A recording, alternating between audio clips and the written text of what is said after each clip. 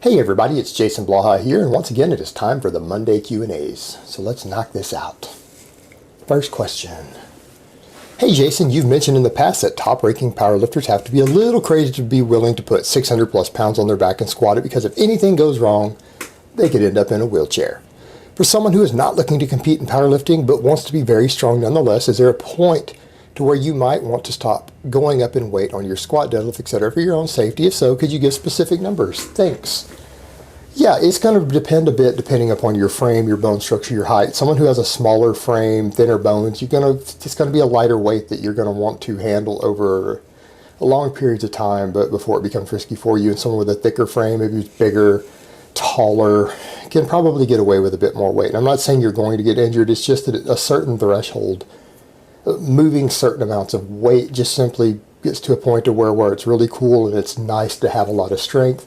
There comes a point to where when you're stronger than 99% of people who work out and you've got large amounts of functional strength, it is probably not a real benefit to it, and you're dealing with just potential risks with no real benefit.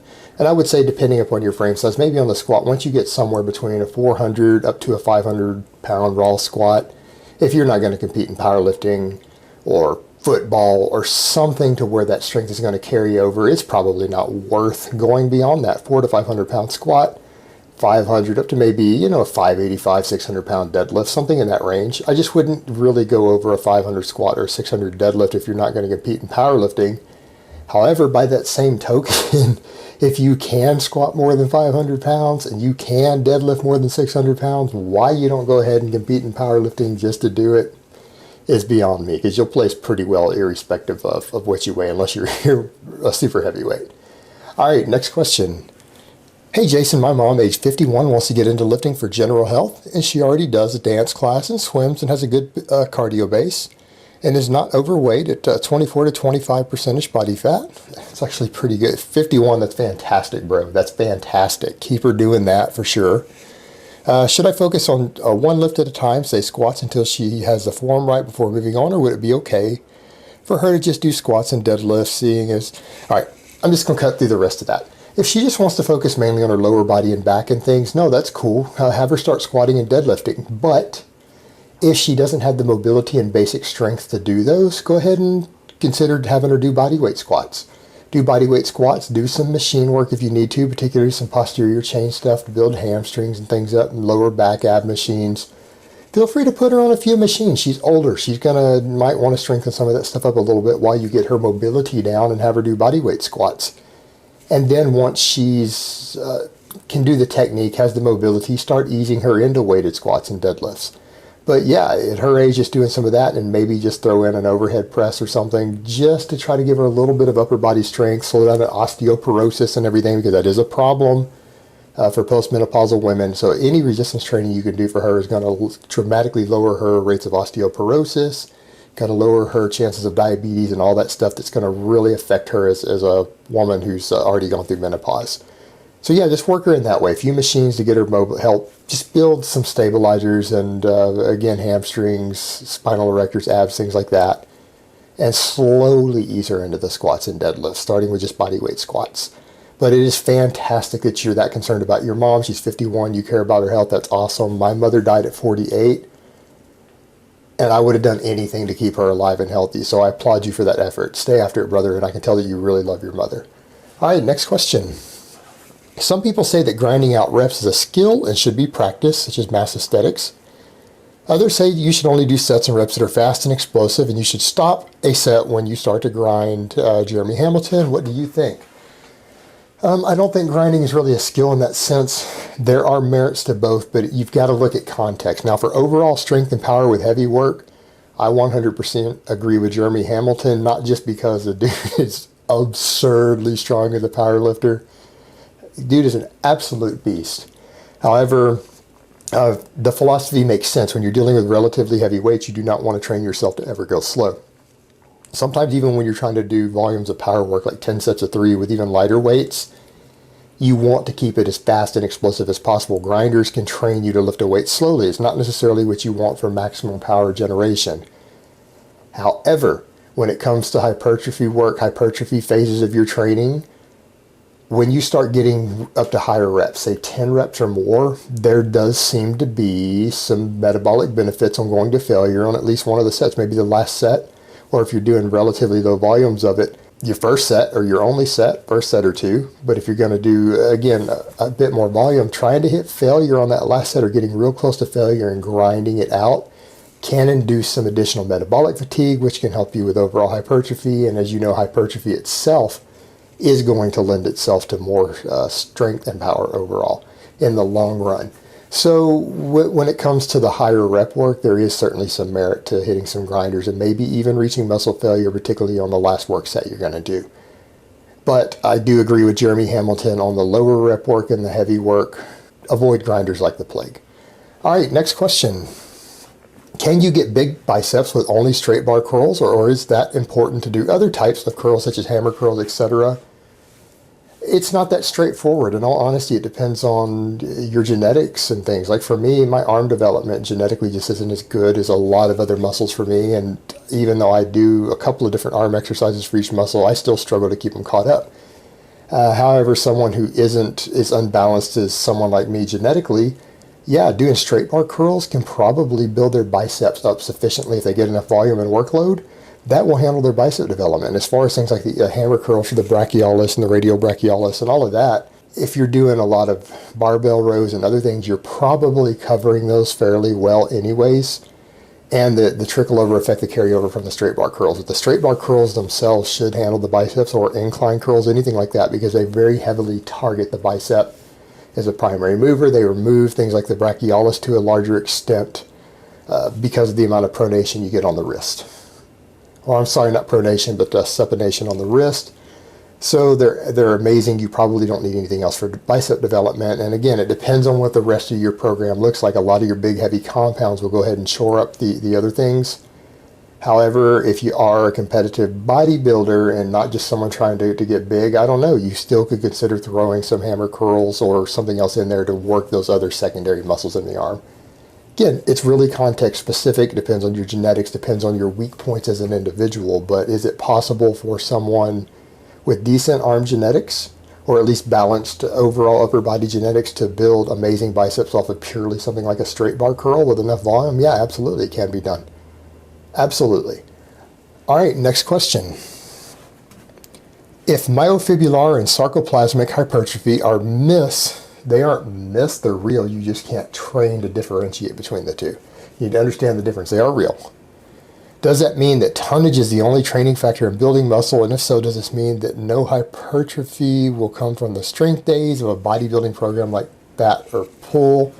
Well, you've got this all messed up, brother. No, they're real, but the thing is, strength work builds hypertrophy also. So yeah, it's not about total tonnage. People need to really lose the idea that total tonnage is the primary factor involved in muscle growth. There are a lot of factors. There's intensity. There's overall workload density. Like the workload could be considered tonnage, but the workload density matters. Metabolic fatigue matters. There's a lot of different factors involved in hypertrophy stimulation, and it is possible for your strength days or even power days, if volume is sufficient and intensity is sufficient, to stimulate large amounts of hypertrophy. The difference is that hypertrophy work, the higher rep work, can do it with fewer sets and less time in the gym, and that's why people do stuff like that. I'm personally not a big fan of these daily undulating periodization programs like Fat and Pull. I know they're highly successful. I just don't think they're always the most efficient way to go about things. And that's based upon looking at a lot of the literature, discussing this with a lot of top experts in the field of exercise science. There's a lot of people out there who will agree on that. And I know it's a point of contention. I know it's a point of contention in the actual academic world and in the coaching world. I just don't think they're the best way to go about things. But as far as the other question, yeah, the strength work can absolutely stimulate large amounts of hypertrophy. Don't think that it doesn't. And there's more than just total tonnage involved. There's so many factors involved. So you really shouldn't try to limit it and make it so reductionist like that, because you end up coming to incorrect conclusions like what you've done. All right, next question. Hey Jason, you have mentioned about certain thresholds of volume per workout that can maximize muscle hypertrophy, and work done after it is just calorie burn. Can you explain how does it work? How much volume does one require for this purpose in respect to lifting experience, age, etc.? Thanks a lot. It varies a lot. Lifting experience is a big factor, but it goes beyond that. There's the thing of what you need to look at is when you're looking at how much muscle growth or adaptation can you stimulate, stop thinking in terms of the individual training session, and you need to think in terms of weeks or months of how much can you stimulate over several months of a program. It's that cumulative effect that matters. It's not the significance of a single workout in there. You've got to think in the long term if you're really trying to put on significant amounts of size, because you're talking about a chronic adaptation or adaptation to chronic stress, not acute stress, so long-term stress. And for example, what you need to consider is that every set you do, there's going to be diminished returns on the amount of muscle growth you're going to gain from it. If you do 3 sets, you're not going to gain triple the size you got off of 1 set. If you do 10 sets, you're not going to gain 10 times the size you got off 1. Each set is going to add a little more, but it's going to add a little less growth in the last set. So you get diminished returns as you go. And it starts reaching a threshold very quickly to where you're just burning calories and you're cutting into your recovery inroads. And there's where the big kicker is. It's finding a fine balance. It's not a set number that we can just say it's 3 sets, it's 1 set, it's 5 sets. It doesn't work that way. It's about balancing out your recovery with your total volume and finding that sweet spot for you. Because the thing is, for example, if you're trying to build your chest and say you use incline bench very heavily and weighted dips to build up for your hypertrophy work for your chest. If you do so much volume on them that you're not able to repeat it again for a week, instead of just doing a little less volume, and you could come back every 48 hours and do the incline bench again, and just enough workload to stimulate maybe 70% of the growth that you got from the first workout, but you're doing it 3 times a week instead of 1 because you're not tapping fully into your recovery, but you're still stimulating the growth. You could end up building more muscle mass doing that over several months in your chest than had you done so much volume that it takes you a longer time to recover, and it takes longer before you can train again. Now, when drugs go into the mix, we deal with a whole different issue because muscle protein synthesis uptime goes higher.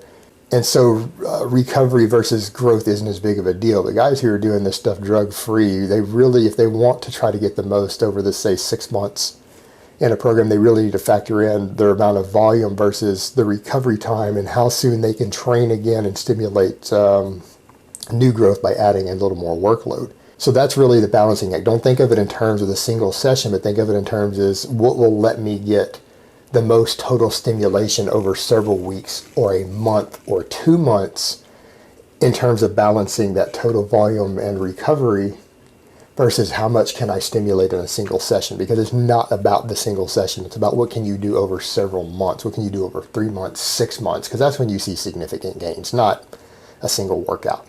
All right, next question. Are isolation movements done with a 5x5 schema as effective as compound exercises done with the same rep range for hypertrophy and strength? Or would it be more effective to stick to higher rep ranges on smaller muscles for the same benefit? Even I'm going to tell people, as a fan of low reps and high volumes of low reps, even I've got to say that on a lot of the isolation work, it's not feasible. There's several reasons why. To keep in mind, low reps and high reps are absolutely capable of stimulating the same amount of adaptation and growth. That's not debated. That's well supported in the literature. We know that it works that way.